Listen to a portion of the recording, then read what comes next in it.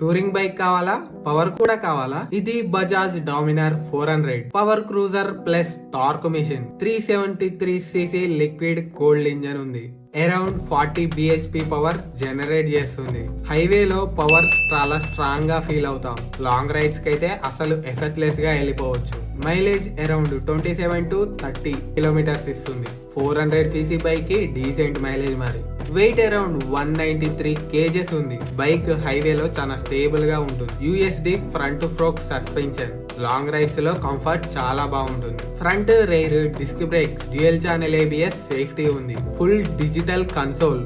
Touring information చాలా clear గా కనిపిస్తుంది. హైవేలో క్రూజింగ్ కోసం పర్ఫెక్ట్ బైక్ ఇది.